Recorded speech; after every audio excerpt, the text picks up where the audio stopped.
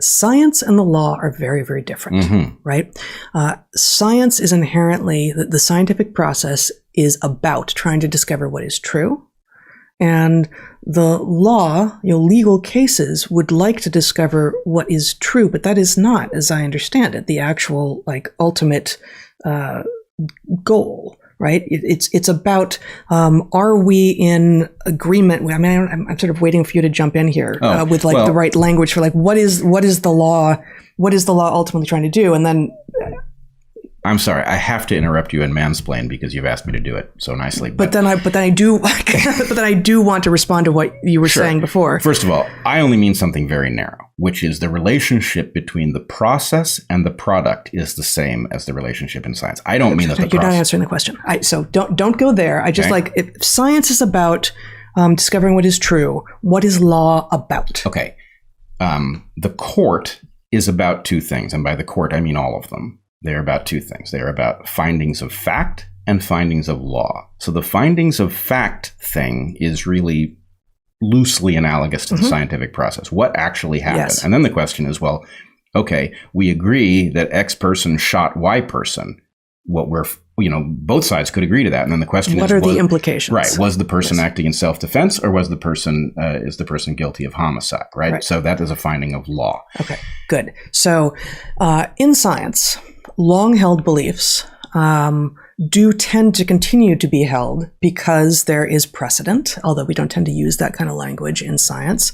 But because what we have believed for a while tends to be the easiest thing to continue to believe, it is hard to dislodge long-held but wrong beliefs. But it is understood by everyone who is doing science that that is a necessary thing to seek, even if you personally find it very hard to, for whatever your perverse incentives might be.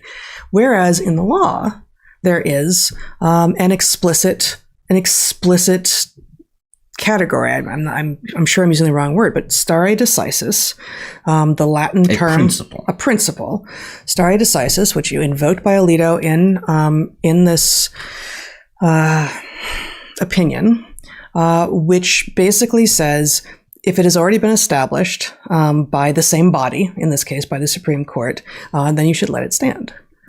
And that is, de facto, we all tend to do this. Like the things that we have already agreed on, even if we're kind of coming to realize, oh man, maybe not, we kind of continue to do it. And it is explicitly part of the law and explicitly not part of science. Okay, now this gets all tangled up here. First of all, stare decisis is interesting. Stare decisis is effectively Latin for Chesterton's fence at some level, right? Yeah. Basically, I'm kidding, of course, but what it means is that if other people in our positions earlier came to this decision, don't mess. If the court has settled the law, then the court needs to think really hard about the wisdom of unsettling it. Yeah. But that is not an absolute. In fact, the court unsettles itself all the time. And in many cases, we regard this as very important. Now, of course, I should point out yet again, and maybe I'll do it 3 or 4 more times, I'm a biologist. I'm not a legal scholar. So if I get something wrong, hey, alert me. I'm open to it. But take, for example, the, hope I get this right, it's the Plessy versus Ferguson decision in which separate but equal was upheld. Bad law by the court. And then this was reversed with good law in Brown versus Board of Education, right?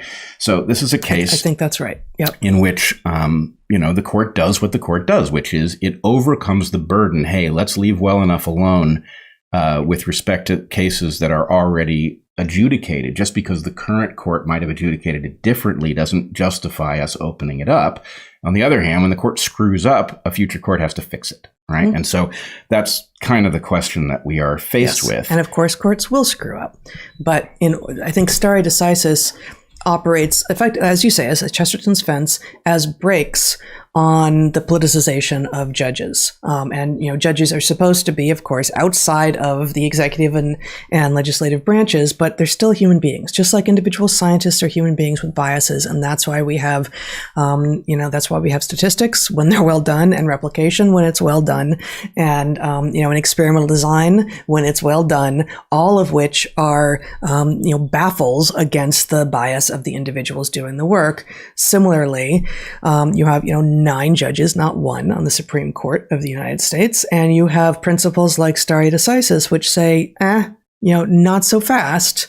Hold on. You have to have a really high bar, basically, before you go back and tinker with decisions that have already been arrived at. And imagine that you didn't have this, right? Imagine that every time an administration came in and appointed a judge, and it changes potentially every decision of every past court. They want it all relitigated, and the court has no bias in favor of leaving well enough alone. I'm just in my mind, I'm watching, a fixed volume in which the heat just keeps going up, and it's just going to explode, right? There's no United States. The walls are beginning to bulge. They're bulging, but the point is a system that doesn't have a bias. Not quite fixed at this point.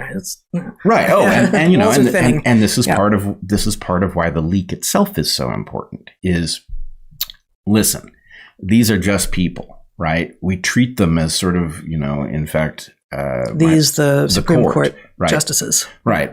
My brother points out that they dress as a kind of religious order, that they are set apart by this bizarre garb and the circumstance surrounding the court. It's like an oracle at Delphi, and it's obviously absurd in the context of the fact that these are just people, right? On the other hand, it kind of needs to be that in our minds in order for it to do the job that it has to do. And even when it does stuff that we hate,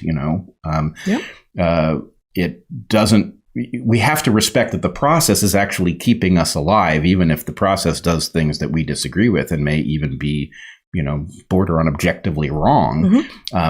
And so to open up, hey, I know, we could start pressuring the court by leaking stuff about their internal deliberations. Well, suddenly now everybody on the court is worried, about how the intermediate steps will look. And then it is going to look like Twitter. And so the leak itself is very serious. And if you don't see why, you need to go back and rethink it, because you really do want a court that has the insulation to make good decisions, because sometimes those decisions could potentially be, life or death for the republic.